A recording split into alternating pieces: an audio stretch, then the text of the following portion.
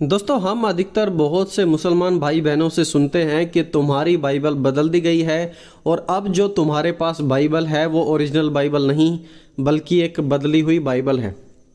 इस बात के बहुत से प्रूफ क्रिश्चियन ने दिए हैं कि कैसे बाइबल बिल्कुल सच है, जेन्युइन है और आज भी 5000 से ज़्यादा ओरिजिनल कॉपीज बाइबल की अवेलेबल हैं। लेकिन फिर भी हमारे मुस्लिम भाई बहन सच पर विश्वास नहीं करते। वो सिर्फ उसी झूठ को मानते हैं जो उन्हें बचपन से मदरसों में सिखाया जाता है। दोस्तों, आज की इस वीडियो में हम बात करेंगे कि क्या कुरान खुदा का सच्चा कलाम है जैसा हमारे मुसलमान भाई बहन कहते हैं, या फिर कुरान ही बदल दी गई है। और अगर कुरान सच्ची है तो आखिरकार सच्ची कुरान कौन सी है, क्योंकि हमें दुनिया में अलग अलग प्रकार की कुरान मिलते हैं। तो हम बात करेंगे कि सच्ची कुरान कौन सी है। तो यदि आप एक मुस्लिम हैं तो आप ज़रूर इस वीडियो को देखें, क्योंकि आपकी आंखें खुल सकती हैं। और यदि आप एक मसीह भाई बहन हैं तो आप भी देखें, क्योंकि हमें हमेशा ऐसे लोगों को जवाब देना पड़ता है बाइबल से रिलेटेड। देखिए, सूरा 15 उसके 9 में इस प्रकार लिखा है, Indeed, it is we who sent down the Quran and indeed we will be its guardian। अल्लाह यहाँ पर कहता है कि हमने कुरान नाजिल की और हम ही इसके गार्डियन हैं, इसके रक्षक हैं। अल्लाह यहाँ पर कहता है कि वो कुरान की रक्षा करता है। और आगे देखेंगे कि कैसे अल्लाह कुरान की रक्षा करने में फेल हो गया। एक और आयत यहाँ पर देखिए, सूरा 56 उसका 77 से 79 तक, वहाँ पर इस प्रकार लिखा है, Indeed, it is a noble Quran in a register well protected, none touch it except the purified। यहाँ पे अल्लाह ने फिर कहा कि कुरान एक पाक किताब है और अल्लाह की तरफ से वेल रजिस्टर्ड और वेल प्रोटेक्टेड है। अल्लाह इसकी हिफाजत करता है। एक और आयत है सूरा 85 उसके 21 और 22 में, वहाँ पर इस प्रकार लिखा है, but this is an honoured Quran in a preserve slate. तो यहाँ पर भी लिखा है कि कुरान को प्रिजर्व किया गया है, सुरक्षित रूप से रखा गया है। और हमारे सभी मुसलमान भाई बहनों का कहना है कि आज जो कुरान उनके पास है वो एग्जैक्टली वही ओरिजिनल कुरान है जिसकी कॉपी जन्नत में भी है। मुस्लिम स्कॉलर्स जैसे कि IA इब्राहिम, उनका कहना है, not one letter of the Quran has been changed over the centuries. उन्होंने कहा कि कुरान का एक लेटर भी, एक बिंदु भी आज तक कभी बदली नहीं गई है। एक दूसरे मुस्लिम स्कॉलर हैं जिनका नाम है सैयद अब्दुल्ला, उन्होंने कहा, the Quran exist exactly as it had been revealed to the prophet, not a word not a dot of it has been changed, it is available in its original text and the word of God has been preserved for all times to come. तो उनका कहना है कि कुरान आज भी बिल्कुल वैसी है जैसी ओरिजिनल उनके नबी को दी गई थी। एक शब्द, एक बिंदी भी यहाँ पर नहीं बदली गई है। ये बिल्कुल ओरिजिनल कुरान है।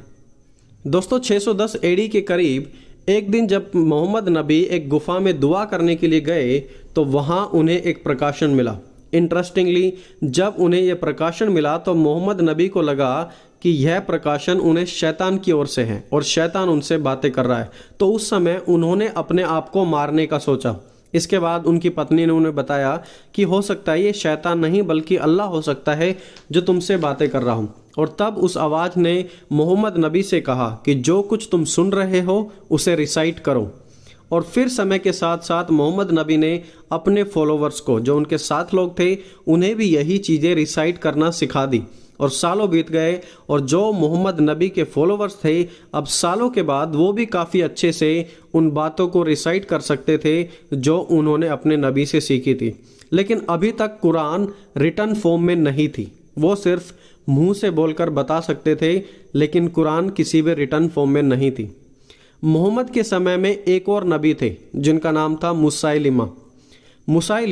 मुसैलिमा का भी एक दावा था कि वो अल्लाह का एक सच्चा नबी था। और 632 AD में जब मोहम्मद नबी चल बसे तो मुसैलिमा सत्ता में आ गया। अब हुआ कुछ ऐसा कि मोहम्मद के फॉलोवर्स के बीच और मुसैलिमा के फॉलोवर्स के बीच वहाँ पर एक युद्ध छिड़ गया, जिसे द बैटल ऑफ यमामा के नाम से भी जाना जाता है। और इसमें दोनों साइड से काफ़ी लोग मारे गए। मोहम्मद के फॉलोवर्स की जीत हो गई, लेकिन मोहम्मद की साइड के काफ़ी सारे वो लोग भी मर गए जिन्हें कुरान मुँह ज़बानी याद थी, जो कुरान को अच्छे से रिसाइट कर सकते थे। वो काफ़ी सारे लोग मर गए। अब कुछ लोग ही बचे थे जिन्हें कुरान मुँह ज़बानी याद थी। और उन्हें डर था कि यदि आगे भी ऐसे कुछ युद्ध हुए, लड़ाई हुई, तो ये सब लोग भी मारे जा सकते हैं, इसलिए कुरान को अब लिखा जाए। शहिया बुखारी उन्होंने अपने नरेशन में इस प्रकार लिखा हुआ अबाउट जैद बिन ताबित, उन्होंने कहा, Abu Bakr said to me, you should search for the fragmentary scripts of the Quran and collect it in one book. So I started looking for the Quran and collecting it from what was written on palmed stalks, thin white stones, and also from the man who knew it better, till I found the last verse with one man. I did not find with anybody other than him. Then the complete manuscript copy of the Quran remained with Abu Bakr till he died. तो वहाँ पर कुरान की जितनी भी कॉपियाँ थी उन्होंने वहाँ पर सर्च किया और उसे एक करने की कोशिश की, लेकिन कुछ समय बाद एक बड़ी ही समस्या वहाँ पर हो गई। सैम के लोग और इराक के लोग जब कुरान रिसाइट करते थे तो वो अलग अलग बातों को रिसाइट करते थे। जब वो रिसाइट करते थे तो वो एक जैसी कुरान नहीं बोलते थे, उनकी कुरान अलग थी इराक के लोगों की, और शैम के लोगों की कुरान की जो रिसाइटेशन थी वो अलग थी। तो लीडर्स ने फिर कहा कि एक मीटिंग करते हैं और इन सभी किस्सों को जोड़कर कुरान को एक कर देते हैं। तो देखिए यहाँ पर कुछ प्रॉब्लम्स हैं और कुछ सवाल कुरान की ऑथेंटिसिटी पर कि आखिरकार कुरान कितनी जेन्युइन है उस पर उठते हैं। पहली बात कि कुरान कंप्लीट नहीं है, क्योंकि यामामा के युद्ध में मोहम्मद के वो लोग मारे गए थे जो कुरान को रिसाइट कर सकते थे। तो वहाँ पर एक पॉसिबिलिटी है कि जो मोहम्मद के ये फॉलोअर्स थे जो कुरान को रिसाइट कर सकते थे वो मारे गए, इसलिए कुरान के कुछ हिस्से हैं जो मिस हो गए हैं और वो कुरान में नहीं है। दूसरी बात, शाम के लोग और इराक के लोगों ने शुरू से ही अलग अलग कुरान को रिसाइट किया। तो आज जो मुस्लिम्स के पास कुरान है, इसके क्या प्रूफ है कि यह कुरान सच्ची है या यह कुरान नकली है? क्योंकि कुरान जब शुरुआत से ही लिखी गई थी तो शाम के लोगों में और इराक के लोगों में उसकी रिसाइटेशन शुरुआत से ही अलग थी। तो इसका मतलब ये है कि कुरान शुरुआत से ही अलग थी, कभी जेन्युइन और कभी सच्ची कुरान रही नहीं। डॉक्टर कीथ स्मॉल ने अपनी रिसर्च में मात्र सूरा 14 उसके 35 से 41 तक की 5 से 6 आयत के ही लगभग 350 अलग अलग वेरिएंट प्राप्त किए हैं अपनी रिसर्च में, और उन्होंने बताया कि इसमें बहुत सारी स्पेलिंग मिस्टेक हैं, प्रॉपर मीनिंग नहीं है। 21 वेरिएंट्स में 21 वेरिएंट्स में लगभग 6% गलतियां थी कुरान में। अब आप समझ सकते हैं कि कुरान कितनी परफेक्ट किताब है और जन्नत में भी रखी गई है। आगे भी सुनिए। सन 1924 में मिस्र की सरकार को इस बात को लेकर काफ़ी कन्फ्यूजन लगी कि कौन सी कुरान सही है, इसलिए इजिप्शियन गवर्नमेंट ने खुद कुरान का एक वर्जन तैयार किया जिसको बोलते हैं हफ्स कुरान के नाम से जाना जाता है, और जितने बाकी कुरान के वेरिएंट थे उन सब को इजिप्ट की सरकार ने नील नदी में फेंक दिया ताकि लोग दूसरी कुरान ना पढ़ सकें, लेकिन वो कुरान पढ़ सकें जो उन्होंने 1924 में तैयार कराई थी, क्योंकि वो चाहते थे कि सिर्फ एक कुरान हो, अलग अलग कुरान ना हो। लेकिन दोस्तों, क्या आप जानते हैं कि आज भी लगभग 30 तरह की अलग अलग कुरान हैं? देखिए, सऊदी अरब में और इजिप्ट में हफ कुरान चलती हैं, वो कुरान जो 1924 में इजिप्ट में तैयार की गई थी। लीबिया में क्वालन कुरान चलती है और मोरक्को में वार्श कुरान चलती है, और ये सारे देश कहते हैं कि उनकी कुरान सही है। लीबिया में सऊदी अरबिया की कुरान को सही नहीं माना जाता, और ना ही सऊदी में मोरक्को की कुरान को सच माना जाता है। अगर कुरान एक ही है और कुरान 100% सच है, तो फिर ये 30 तरह की अलग अलग कुरान क्यों हैं और ये अलग अलग वर्जन क्यों हैं जो कहते हैं कि हमारी लीबिया वालों की सही है, या फिर वार्श कुरान सही है, या फिर जो इजिप्ट के द्वारा तैयार की गई हफ्स कुरान है वो कुरान सही है? आप कौन सी कुरान पढ़ते हैं मुसलमान भाइयों? जरा आप कमेंट्स में ज़रूर बताएं, इजिप्ट वाली, मोरक्को वाली, या फिर लीबिया वाली कुरान, कौन सी वाली कुरान पढ़ते हैं? ये देखिए दोस्तों, कैसे इजिप्ट की कुरान और मोरक्को की कुरान में जब साइड बाय साइड कंपैरिजन किया जाए तो वहाँ पर कितनी गलती निकलती हैं। आप अपनी स्क्रीन पर देखिए, मैं आपको दिखाता हूँ। देखिए, सूरा 2 उसके 140 में लिखा है यू से इजिप्शियन कुरान में, और वाश कुरान में लिखा है दे से।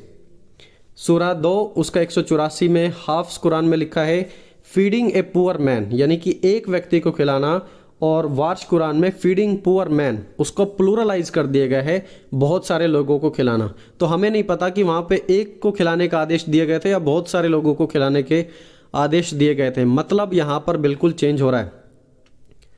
आगे देखिए सूरा 3 उसका 146 हैज़ फाउट यानी कि लड़ लिया है, और has been killed wars Quran में। तो पता नहीं लग रहा कि सिर्फ लड़ाई हुई है या लड़ाई में मारा भी गया है, तो दोनों के मीनिंग यहाँ पर भी चेंज है। सूरा 28 उसके 48 लास्ट में देखिए 2 वर्क्स ऑफ मैजिक, ये जादू के 2 काम, लेकिन यहाँ पर लिखा है 2 मैजिशियंस यानी कि 2 जादूगर। तो आप देखिए कि कुरान के अलग अलग वेरिएंट में कितनी भिन्नताएं हैं और कुरान एक समान नहीं है। तो फिर कैसे कह सकते हैं कि कुरान की एग्जैक्टली हम वही कॉपी पढ़ते हैं जो जन्नत में रखी हुई है। अगर कुरान बिल्कुल परफेक्ट खुदा का कलाम है तो हमारे मुस्लिम दोस्त कहते हैं कि एक भी बिंदु उसमें नहीं बदलता। तो ये क्या है आपके सामने, यहाँ तो बिंदु ही नहीं बल्कि यहाँ पर पूरा का पूरा मीनिंग ही चेंज है। तो दोस्तों इन सबूतों के आधार पर हम इस कंक्लूजन पर जरूर पहुंचते हैं कि कुरान एक आसमानी किताब नहीं है, जेन्युइन नहीं है, और मुस्लिम्स खुद इस बात को कंफ्यूज हैं कि आखिरकार कौन सी कुरान सही है, इजिप्शियन कुरान सही है, मोरक्को की कुरान सही है, या फिर लीबिया की कुरान सही है, आखिरकार कौन सी कुरान सही है। सो दोस्तों आई होप कि आप इस सच्चाई पर गौर करेंगे, सच्चाई को और जानने की कोशिश करेंगे, और आप खुद भी अपनी पर्सनल रिसर्च करेंगे इन बातों पर और जानेंगे कि आखिरकार सच्चाई क्या है। और ऐसा नहीं है कि ये इस वीडियो का कंक्लूजन है, इस टॉपिक पर और भी बहुत सारी वीडियोस आने वाली हैं। तो इसलिए आप इस चैनल को जरूर सब्सक्राइब करें, इस वीडियो को ज़्यादा से ज़्यादा लोगों के साथ शेयर करें ताकि वो भी इन सच्चाई को जानने और समझने पाएँ।